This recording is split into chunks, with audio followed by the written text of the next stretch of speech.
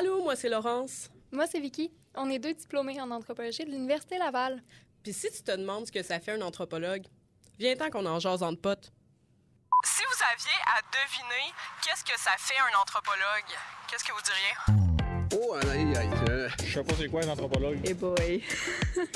Je ne sais pas. J'en ai aucune idée pour le présenter. Étudie les anciennes sociétés. Ça les oiseaux. Tu vois quelque chose avec le bois ou... Quelqu'un qui est spécialisé dans l'entrepreneuriat.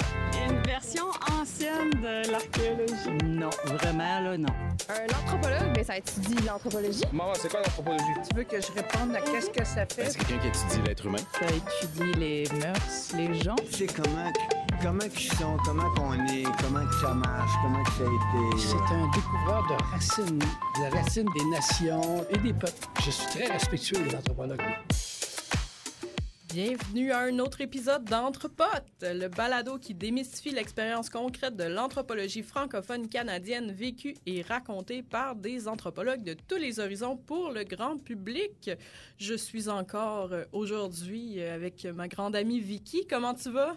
Hey, ça va assez bien. Je suis assez énervée, Laurence, parce qu'aujourd'hui, on reçoit une amie, une collègue, une femme avec plus d'une corde à son arc, Zoé Fortier, mesdames et messieurs. Ça va bien, Zoé? Oui. Alors, Zoé, je vais te présenter à notre auditoire. Tu es une artiste illustratrice devenue chercheuse, ethnographe, zineuse. Tu vas pouvoir nous éclairer là-dessus un peu plus tard dans l'épisode, j'en suis certaine. Ton nom d'artiste en tant qu'illustratrice, c'est Zoé Zénon. Ça sonne peut-être une cloche là, aux auditeurs parce que c'est toi qui as fait notre magnifique logo. Merci tellement, d'ailleurs. Sinon, tu es diplômée en nouveaux médias de l'Université de Saint-Boniface au Manitoba. Tu as aussi un bac en art et anthropologie à l'Université de Saskatchewan. Et tu as travaillé comme artiste en milieu culturel et scolaire, de même qu'en recherche curatoriale. Et tu es active dans des initiatives de développement professionnel du milieu artistique francophone du Nord-Ouest canadien depuis plus de 12 ans. Tu as également été co-animatrice de l'émission Couleur Café, une émission de radio communautaire hebdomadaire francophone à Saskatoon pendant 6 ans. Bref, tu es toujours très investie dans la culture franco-prairienne, disons. Oui. Ça va être excitant! Écoute, Zoé, on va commencer direct de même en te demandant, toi, là, c'est quoi le stéréotype le plus funky qu'on t'a dit sur les anthropologues? Oh là là! Je crois qu'on a insinué que je jouais avec des os de dinosaures. Ce qui est quand même ironique parce que moi, je suis née à Carrot River, en Saskatchewan, un site reconnu pour les os d'un dinosaure qui avait siégé dans la rivière. Donc, je sais pas, c'est peut-être mes origines qui donnent cette impression-là. Ouais, c'est ça, mais c'est pas vraiment ça l'anthropologie. Mais si t'avais à résumer ça là, dans tes mots à quelqu'un qui est pas hyper familier, là, comment tu décrirais ça, toi, l'anthropologie? Moi, je suis quelqu'un qui est obsédé par ma curiosité. Ma curiosité, c'est ça qui est au cœur de toute ma vie. Puis j'ai remarqué que les anthropologues, en général, c'est des gens qui sont absolument curieux au sujet des autres. Des cultures, des comportements, des récits, des façons de construire le monde. Et puis pour moi, l'anthropologie, c'est cette curiosité-là envers l'humanité qui se concrétise de toutes sortes de façons, que ce soit par l'écrit, le documentaire, les zines et autres choses. Donc, c'est un peu comme ça que je perçois la chose. Ah, j'aime ça! Et comme on l'a vu dans ta présentation, tu as travaillé dans le domaine des arts pendant plusieurs années avant de commencer ta maîtrise ici en anthropologie à l'Université Laval. Qu'est-ce qui t'a apporté à choisir l'anthropologie, considérant que tu avais déjà une carrière dans le domaine des arts? Mm-hmm. Bien, ça s'est manifesté au niveau de mes études. Quand j'étais en train d'étudier, surtout en art en particulièrement, on nous appelle beaucoup à l'autoréflexivité. On nous exige en quelque sorte de parler de nous-mêmes jusqu'à un certain point. Et puis, c'est pas pour dire que je me trouvais pas intéressante, parce que ceux qui me connaissent savent que je parle beaucoup.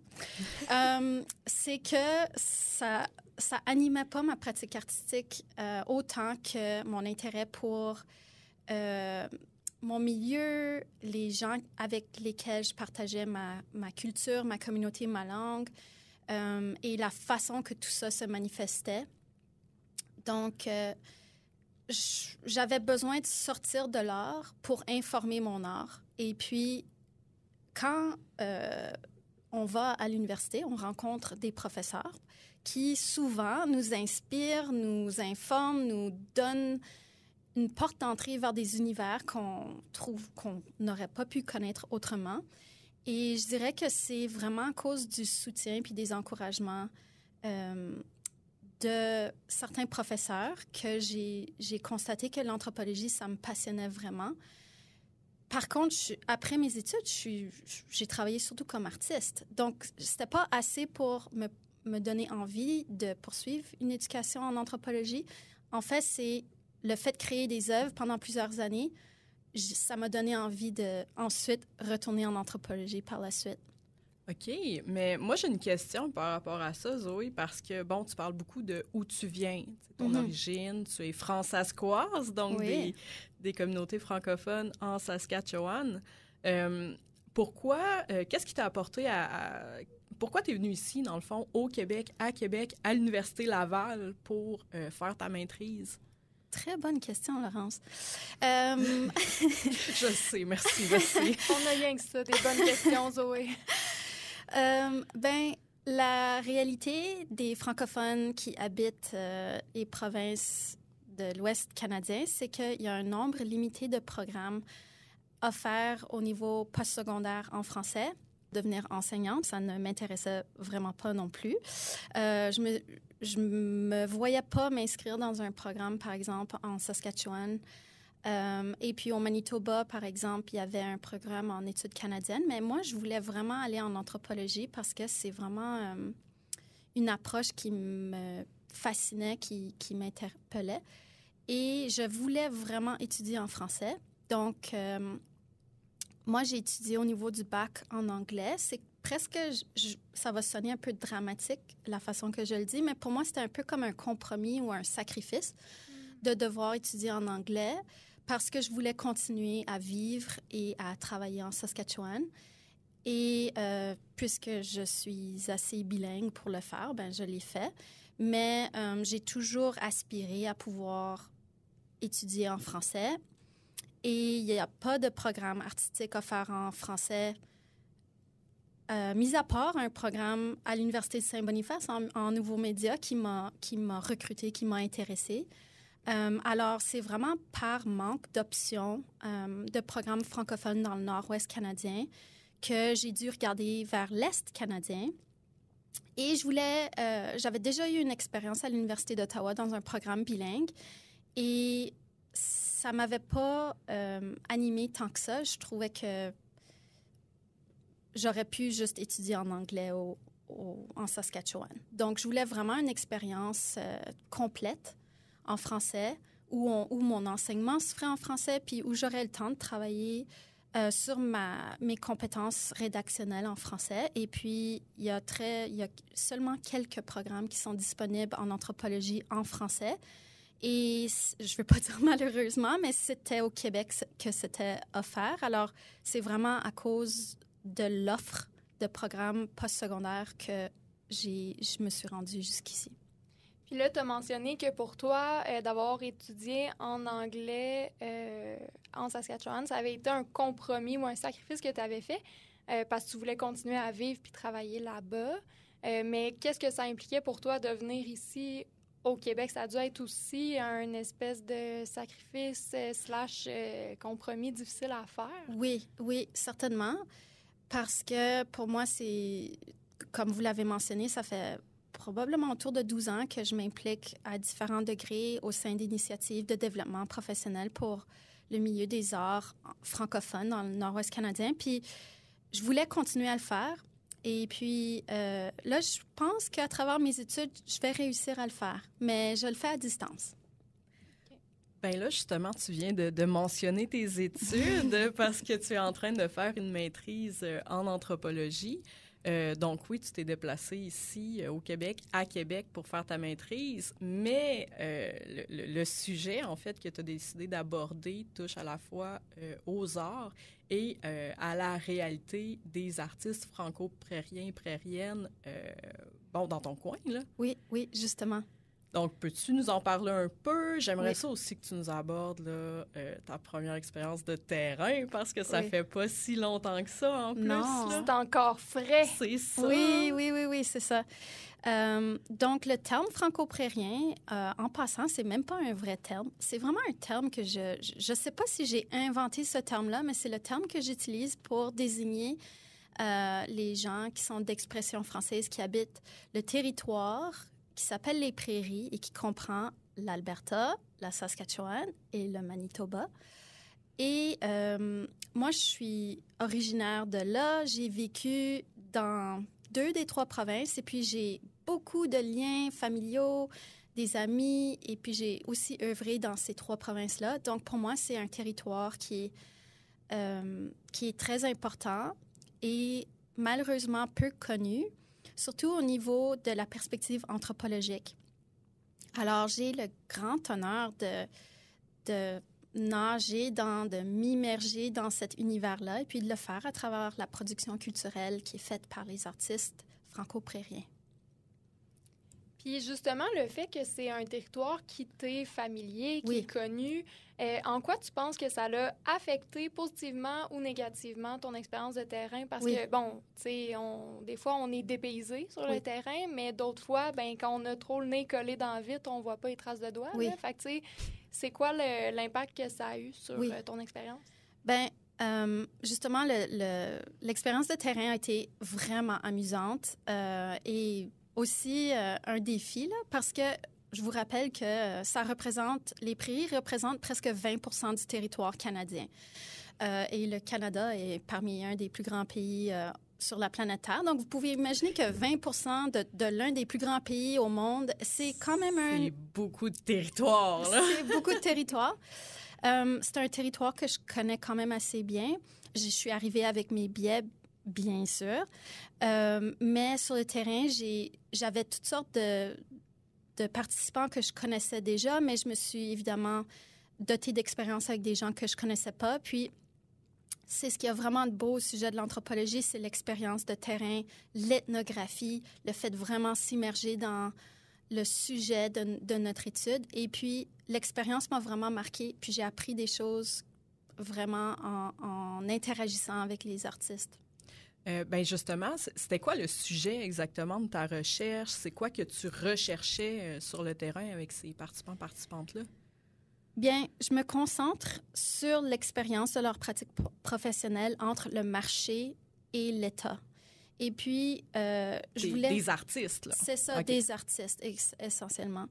Et j'aspirais à comprendre c'était quoi les opportunités et les défis qui étaient associés à la pratique des artistes entre l'État et puis le marché privé, puis une expérience qui est vraiment affectée par leur statut minoritaire linguistique. Donc, de francophone. C'est ça. Puis toi, en tant qu'artiste toi-même, je crois que la création prend quand même une part très importante de ta démarche anthropologique. Fait que là, ça serait comme le moment de parler un petit peu des enjeux là, de la recherche-création ou recherche créative, je ne sais pas quel terme tu préfères, puis des fameux zines. Oui. Qu'est-ce que c'est ça, cette affaire-là, Zoé, pour ceux qui sont moins familières avec le zine? Oui. Bien, la recherche-création, c'est tout nouveau pour moi aussi, tout comme l'anthropologie multimodale, l'anthropologie visuelle. Moi, c'est vraiment par addon que j'ai étudié en anthropologie et en art en même temps. Ça donne un combo anthropologie visuelle que j'ai pas fait par exprès. Un heureux hasard. Un heureux hasard. Et essentiellement, ma formation dans les arts, ça m'a appris au sujet de la matérialité. Donc, jouer avec des matériaux jusqu'à l'extrême, là, vraiment au point de découvrir la matière et ses extrêmes utilisations. Et ça l'a informé mon projet de recherche. Donc, je m'intéressais aux zines. Et puis, c'est un médium qui est essentiellement, ça peut être un pamphlet, ça peut être une petite publication poétique. Normalement, ça comprend des photos, des illustrations. C'est vraiment une expression vraiment DIY, qui permet aux gens d'exprimer toutes sortes d'informations, toutes sortes d'expressions, que ce soit artistiques ou politiques. Et en utilisant le zine, notamment en faisant mon analyse de données, j'ai appris toutes sortes de choses que j'aurais pas pu apprendre sans exploiter un support qui a une matérialité, une composante visuelle vraiment forte qui m'a permis de revoir mon terrain, les données que j'avais prises, des photos, des vidéos, des illustrations, autrement. Et ça, c'est un aspect intégral de la recherche-création, c'est de se laisser informer par le processus créatif et ses matériaux pour revisiter la recherche. Là, Zoé, je me mets un peu dans la peau des gens qui écoutent ça et qui disent « Mais un zine, c'est quoi concrètement? Comment tu décrirais ça? C'est une espèce de pamphlet, de feuillet, de petits livres? » C'est ça, oui. Il faut savoir que souvent, ça prend la forme d'une feuille de papier qui est pliée et coupée. Et puis, ça peut parfois entrer dans une poche de pantalon. Donc, ça peut être très petit, tout comme ça peut être très grand. Ça vient d'une culture qui émane de la photocopieuse. Donc, dès qu'on a pu utiliser des photocopieuses dans notre société, il y a des gens qui ont décidé de l'utiliser pour divulguer toutes sortes d'informations, de s'exprimer, de faire savoir des opinions. Puis, ils le faisaient en photocopiant des feuilles de papier, puis en les pliant, puis en les distribuant. Donc, le zine est vraiment né de la démocratisation, essentiellement, de la publication. OK. Bien, je pense que c'est un peu plus clair comme ça, oui, quand même. Puis là, tu disais, toi, tu les as utilisés pour, ton analyse, en fait. Tu as fait des zines d'analyse. Oui. Je me demandais comment tu as intégré aussi la création là, dans ta recherche. Sur le terrain, ça ressemble à quoi, finalement? Une illustratrice, anthropologue, zineuse sur un terrain de recherche. Moi, il y a quelque chose qui me dit que tu prenais peut-être pas tes notes de la même façon que moi, je l'ai fait sur mon terrain, là. Bien, je suis arrivée avec beaucoup d'outils artistiques. Dans les arts, on s'équipe presque à l'extrême, là. On se donne toutes sortes d'options de matériaux. On se dit peut-être que je vais être inspirée sur le terrain à faire autre chose. Donc, je suis arrivée avec une caméra super low-tech, avec une lentille en plastique. Je prenais des photos vraiment broche à foin de ce que j'étudiais, que ce soit quand j'étais roadie, en tournée avec une musicienne ou en train de suivre une accessoiriste sur un plateau de tournage. Je prenais des photos, je prenais des notes. J'ai essayé de dessiner sur le terrain, mais ça changeait le rapport. Ça changeait le rapport avec les gens que j'étudiais. Il fallait vraiment que ce soit des moments presque tranquilles, silencieux, où la personne se sentait extrêmement observée, essentiellement. Donc, j'avais le désir de faire de l'illustration beaucoup sur le terrain, mais ce qui est arrivé, c'est que je prenais tellement de photos et je prenais des vidéos de mes entretiens que ce qui est arrivé, c'est que j'ai surtout utilisé l'illustration post-terrain à partir de mes données audiovisuelles. Et puis, je pense que ça donne un rendu plus intéressant et puis ça gênait moins mes participants. Et donc là, effectivement, tu nous as parlé du zine comme moyen de diffuser de l'information ou comme moyen de s'auto-publier, disons. Mais comment le zine peut servir à l'analyse? Comme dans ton cas, tu as fait des zines d'analyse. Comment ça s'articule? Parce que là, l'objectif, c'est pas juste de transmettre des résultats de recherche, mais c'est de les extraire ou de les faire apparaître dans le zine. Oui. C'est quoi les différences? Puis comment tu t'y es pris, toi, dans cette démarche-là? Bien, quand on parle de publication, en tant que chercheur, on est vraiment pris sur l'idée de la diffusion. Et puis moi, j'ai tellement tripé sur l'expérience d'utiliser le zine pour garder à mes données, que ce soit des citations de mes entretiens ou mes photos ou mes illustrations, que je me suis dit, mon Dieu, il y a tellement à dire sur comment le zine influence mon analyse. Et puis justement, c'est ça, c'est de rendre visible et de permettre une analyse de ces photos, de tout ce contenu-là, pour le voir littéralement autrement. Ça m'a permis de faire des comparaisons, vraiment de voir certaines données isolées ensemble avec mes notes, avec des graphiques que je dessinais, avec des dessins qui révélaient des aspects de ma rencontre que je n'ai pas vus en photo, parce que justement, le dessin permet l'édition de ce qu'on a vu, en plus de l'édition de la photo, n'est-ce pas? La photo est une édition visuelle de ce qu'on voit. Bien, le dessin trie encore plus ce qu'on voit dans la photo. Donc, utiliser le zine, ça me permettait de synthétiser et de trier un montant d'informations colossal qu'on prend pour acquis sur le terrain, n'est-ce pas? Je pense qu'on connaît tous, en tant qu'anthropologue, la sursaturation qu'on peut ressentir sur le terrain. Il y a des sons, il y a des mouvements, il y a des gens qui parlent. Et nous, comme anthropologues, on a des moyens limités pour tout capturer.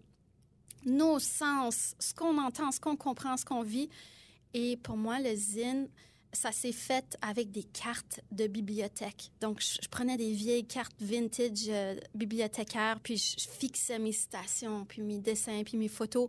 Puis ça me permettait de les réorganiser, puis de voir une série d'informations que je pouvais organiser, mettre l'une en rapport avec l'autre.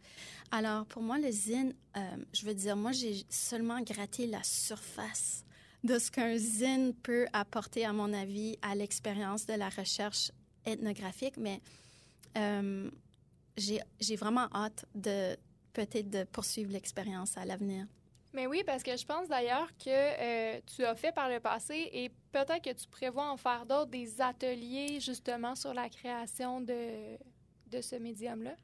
Je dois préciser que j'ai même participé aux ateliers que Zoé a offerts et j'ai adoré mon expérience, là.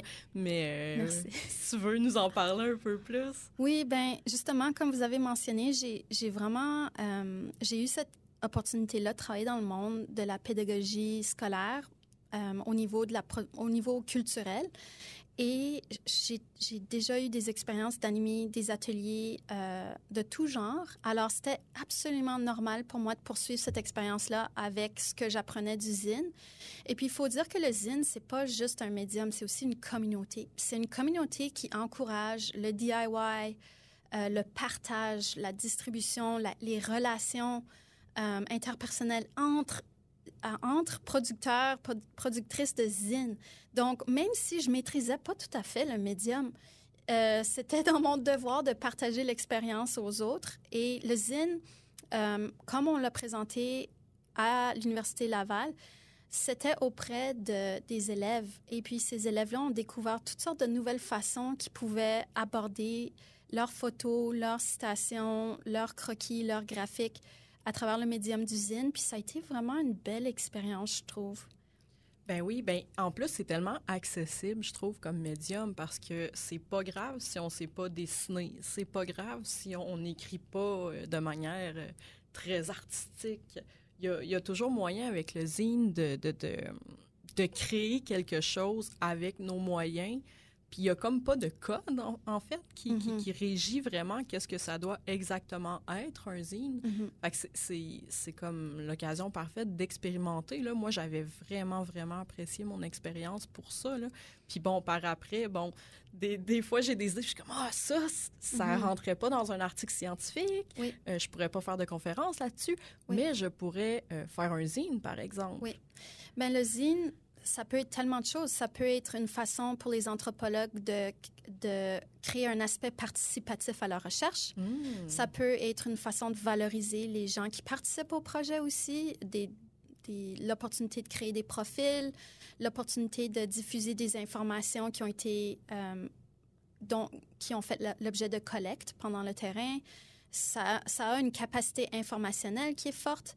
Puis, c'est aussi un médium d'expression. Donc, ça permet une nouvelle forme d'interaction entre le chercheur, la chercheuse et puis les participants qui, parfois, démocratisent aussi l'expérience entre ces deux personnes-là qui peuvent tout simplement s'asseoir, créer des zines ensemble et puis avoir une conversation sur les choix esthétiques, les choix de direction visuelle ou les informations textuelles qu'ils vont choisir. Puis cette conversation-là au sujet de ces décisions-là est vraiment riche de sens.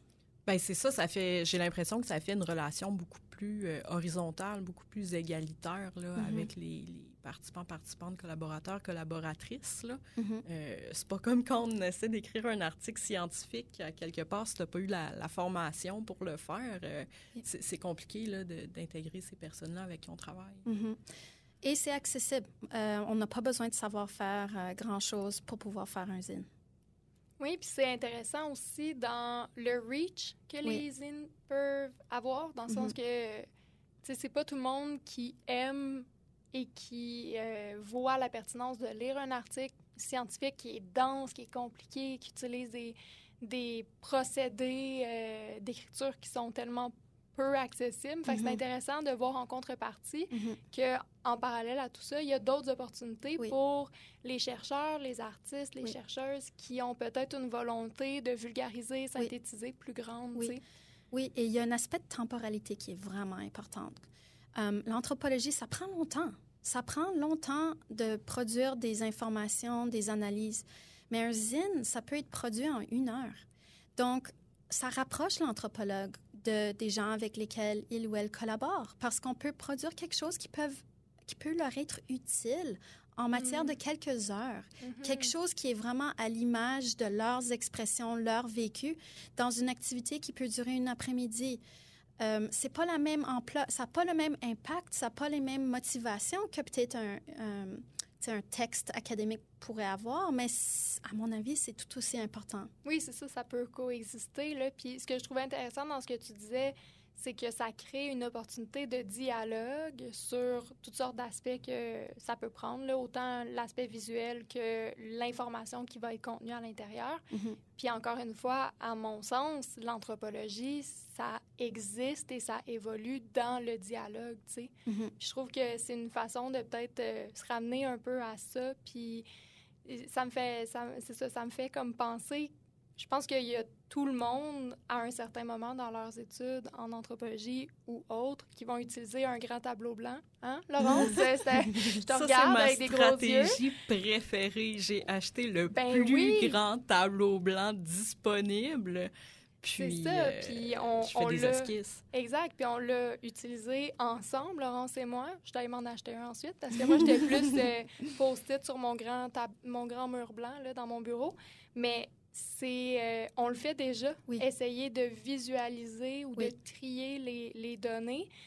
Mais c'est tellement intéressant de se dire on pourrait joindre l'utile à l'agréable, puis l'utile à la création artistique, puis à un fini visuel plus le fun. Fait que c'est vraiment, vraiment intéressant.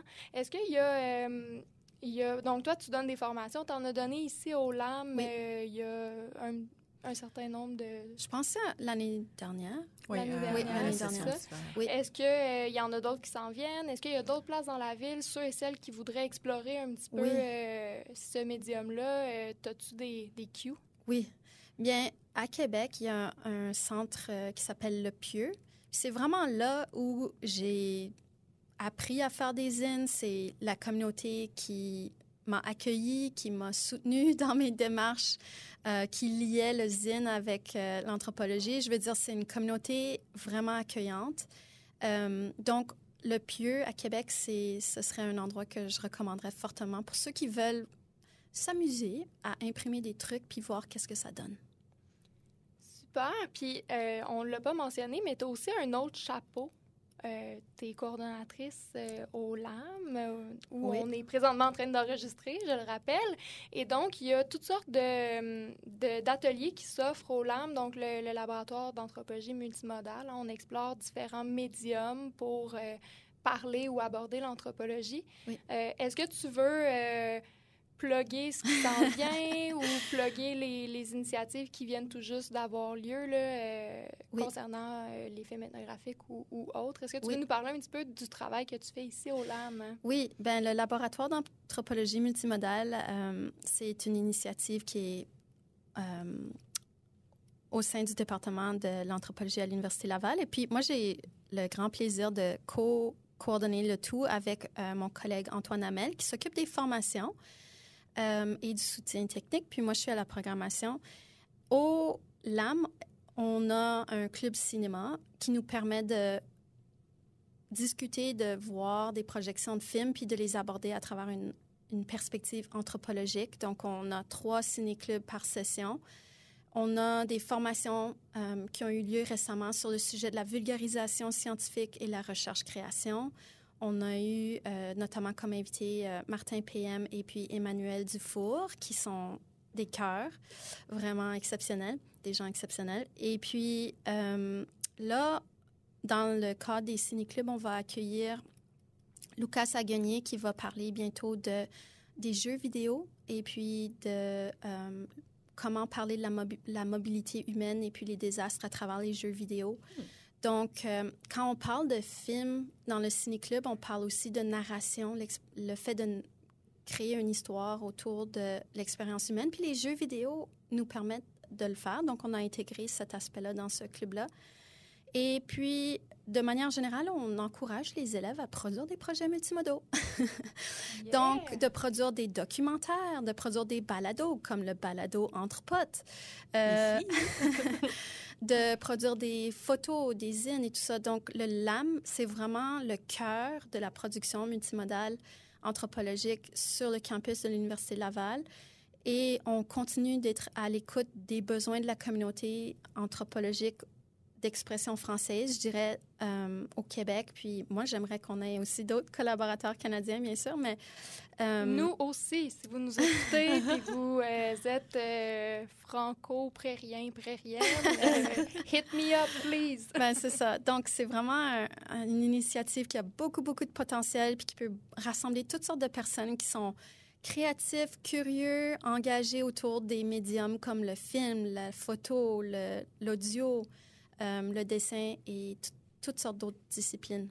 Je trouve ça tellement intéressant parce que ça ouvre des possibilités pour l'anthropologie comme discipline, mais ça ouvre tellement de possibilités pour les anthropologues. Tu sais, ce qu'on fait vraiment, là, oui. on peut maintenant utiliser la création. On peut, souvent en anthropologie, on a des backgrounds. Je sais que toi, Vicky, en interprétation notamment, là, mais le laboratoire d'anthropologie multimodale, l'anthropologie multimodale en général permet justement d'aller chercher ça. Oui. L'anthropologue, à quelque part, c'est plus qu'une personne qui écrit des articles scientifiques, des mémoires de recherche, des essais. Là. Maintenant, on peut créer des films, on peut créer des balados. Oui. L'expérience humaine s'écrit, mais ça ne se définit pas exclusivement par l'écriture, n'est-ce pas? Exactement. Donc, on parlait de l'expérience du terrain ethnographique où est-ce que l'anthropologue est complètement immergé par ses sens, par sa subjectivité. Bien, justement, l'anthropologie multimodale dépasse l'écriture. Elle nous permet de parler de sensorialité, de nos sens, de l'expérience émotive, subjective, à travers des médiums qui sont accessibles aux autres. L'écriture académique n'est pas accessible pour tout le monde, littéralement parce qu'on doit payer pour accéder à des articles académiques. Donc, il y a des barrières économiques, il y a des barrières d'éducation qui séparent cet accès-là. Donc, le fait que les anthropologues d'expression française dans un programme francophone peuvent produire des productions anthropologiques qui sont davantage accessibles, c'est vraiment une bonne nouvelle. Oui, riche, pour vrai, là, c'est un bel ajout à l'Université Laval puis au département d'anthropologie, ce laboratoire-là. Là, on parle depuis tantôt, là, puis je vois, Zoé, que tu as apporté quelque chose sur la table à côté de toi. Donc, je pense que c'est le moment. Puis là, on va faire honneur à ta province d'origine. Oui. Donc, c'est le moment de Culture Pop! Culture Pop! OK, voilà. On est des grandes chanteuses aussi, les anthropologues. Oui. Donc, pour ceux et celles qui n'ont pas reconnu, malgré notre très grand talent de chanteuse, ça fait aucun doute. C'était la chanson Saskatchewan, juste pour être sûre. Oui.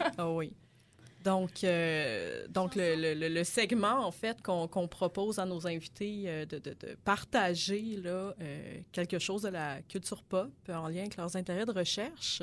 Oui. Oui, culture pop qui nous permet de parler de ce qui nous passionne comme anthropologue. Puis les anthropologues sont des bébites qui sont toujours fascinés par toutes sortes de choses. Moi, j'ai eu l'occasion récemment de me rendre à Winnipeg pour assister à une exposition intitulée Mother Ground. C'était une première exposition solo d'envergure pour l'artiste franco-manitobaine Dominique Ray à la galerie Winnipeg Art Gallery Kwamajuk, qui est installée sur le traité numéro 1 et aussi le territoire des Anishinaabe, Ininu, Dakota et les terres ancestrales nationales des Métis de la Rivière-Rouge. Dominique Ray, c'est une artiste que j'affectionne particulièrement et puis c'est vraiment un moment très important dans sa carrière, à mon avis, parce que cette grande exposition-là est vraiment de très grande envergure. C'est une exposition qui implique des photos, des sculptures. On a des stations pour interagir avec le style et l'approche de l'artiste. Et il y a aussi une vidéo qui a été commanditée par la galerie pour mettre de l'avant l'artiste et une œuvre en particulier qui s'appelle Mother Ground. Alors, ce que j'aime beaucoup au sujet du travail de Dominique Ray, c'est que le travail de la femme est central à son œuvre. Donc, elle s'intéresse aux artistes, aux femmes qui ont un travail qui est dans les marges de la société. Donc, elle a fait une œuvre qui s'appelle Selling Venus, par exemple, qui traitait des travailleurs du sexe. Et puis, elle a aussi fait un projet qui s'appelait Les Filles de la Croix, qui abordait une congrégation de sœurs. Et maintenant, elle aborde le sujet de le rôle de l'artiste-mère dans cette exposition-là. Alors, elle met de l'avant cette expérience-là et on est vraiment dans la découverte de l'autre. Elle dit elle-même, fondamentalement, ce qui motive mon travail, c'est le désir de me rencontrer l'autre. Je suis un autre, dit-elle d'après Arthur Rimbaud. Donc, c'est une recherche qui vise à se connaître elle-même, d'aller au plus profond d'elle-même. C'est une exposition qui prend une vue féministe, essentiellement, de la pratique de la mère artiste et qui essaie de dépasser les contraintes sociales par rapport à ce rôle-là. Et puis, elle dit justement que l'art nous permet de faire place à la nuance et qu'elle espère de pouvoir apporter cette nuance-là à travers cette exposition-là. Je vous ai apporté le livre, le catalogue de l'exposition, parce que c'est vraiment un objet précieux puis qui démontre à quel point les arts visuels francophones sont plus que des installations, des photos, des vidéos. C'est aussi des œuvres qui sont accompagnées d'une recherche approfondie qui peut se manifester également par l'écrit. Et dans ce merveilleux catalogue-là, en plus d'avoir des super photos des installations, des photos de l'artiste qui montrent des collages, des découpages du corps de la mère et de l'enfant déguisés dans des costumes rayés, floraux, qui font plaisir, qui nous montrent une joie, mais aussi une tristesse dans la séparation et le rapprochement du corps des enfants et de la mère. On a un texte qui nous permet d'avoir la perspective de l'artiste qui parle de sa pratique, mais on a aussi une vue de l'expérience des enfants qui participent à l'exposition. Donc, l'exposition s'appelle littéralement Mother Ground, Dominique Ray avec Madeleine et Auguste Cour, ses enfants. Donc, il y a un entretien avec les enfants de Dominique dans le cadre qui est écrit, partagé dans ce catalogue-là. Et j'ai trouvé que c'était vraiment touchant d'entendre les enfants qui participent, qui doivent constamment donner leur consentement à leur mère pour qu'elle puisse partager ce travail-là, justement. Et puis Madeleine, la fille de Dominique, dit justement, beaucoup de gens vont voir l'exposition et ça va être sûrement autre que ma propre naissance, la plus grande célébration de ma vie, la plus grande chose que je n'aurais jamais faite. Donc, pour les enfants de Dominique, il y a quand même un bonheur à cette expérience-là et une opportunité de connaître leur mère différemment. Et finalement, il y a une autre perspective qui est partagée dans ce catalogue-là que je trouve qui est vraiment importante et qui nous rappelle l'emplacement de la galerie. C'est une perspective autochtone qui est livrée par qui est livré par Julia Lafrenière à partir des écrits de Leanne Betasamosake Simpson et du texte As We Have Always Done, Indigenous Freedom Through Radical Resistance. Et puis Julia nous parle de 3 choses. Elle nous parle du kwe, qui est pas le qui est un terme tiré de la langue Nishnabemowin, la langue des Nishnabés. Le kwe, c'est un spectre d'expression non binaire du genre qui nous rappelle que les soins maternels sont universels. Elle nous parle de l'acquis, qui nous parle des relations maternelles entre tous les êtres. Donc, les soins maternels comme une base de nos relations entre les êtres vivants et non vivants. Et finalement, les connaissances du cœur qui émanent de l'intuition, du subjectif, de l'émotif. Et puis, Julia nous rappelle que l'approche de l'artiste Dominique Rey lutte contre le binaire colonial du genre, mais aussi qui déconstruit cette construction-là de la maternité pour qu'on puisse la voir comme universelle, comme fondamentalement humaine. Alors, cette merveilleuse exposition de Dominique Rey déconstruit vraiment ce que c'est qu'être mère et puis les possibilités des arts pour nous permettre de voir autrement ces relations-là. C'est tellement intéressant, puis je trouve que c'est une belle démonstration. Évidemment, j'ai pas vu l'exposition, mais de la façon dont on parle, c'est une belle démonstration de autant l'engagement de l'artiste que la démarche, que la recherche artistique, parce que là, on a parlé de recherche anthropologique, mais comme tu le mentionnes, les artistes, ils ont une démarche aussi, ils font de la recherche, ils font de l'exploration. Puis je pense qu'il y a beaucoup de liens à faire là, avec la démarche d'un anthropologue, par exemple, qui se pose des questions sur, justement, la parentalité, le rôle des mères, le rôle des femmes dans la société. Fait vraiment, vraiment intéressant. Mm-hmm. Merci, Zoé. Ça a été vraiment un plaisir. Mais là, avant de te laisser partir, est-ce que tu as d'autres projets à venir que tu aimerais plugger? Ton travail d'illustratrice, comment on peut le suivre? Ceux et celles qui seraient intéressés par voir les autres choses sur lesquelles tu travailles, comment on fait pour apprécier ton travail?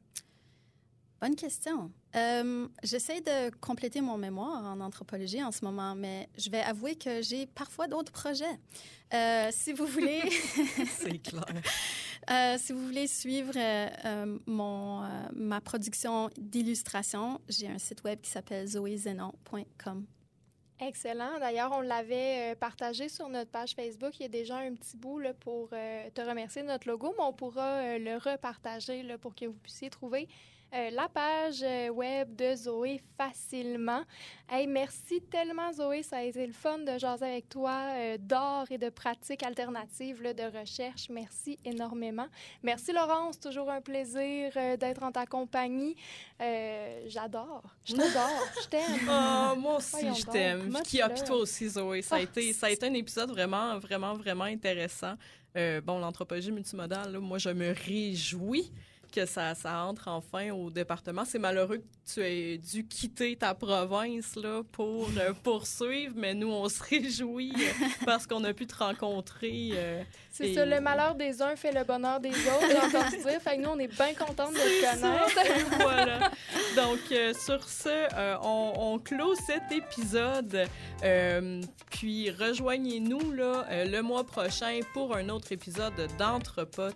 Et comme le dit si bien notre directrice Michel Daveluy, ne boudez pas votre plaisir! Donc, allez lire sur l'anthropologie, écoutez-nous, puis on se voit le mois prochain pour un autre épisode. À plus! Yeah!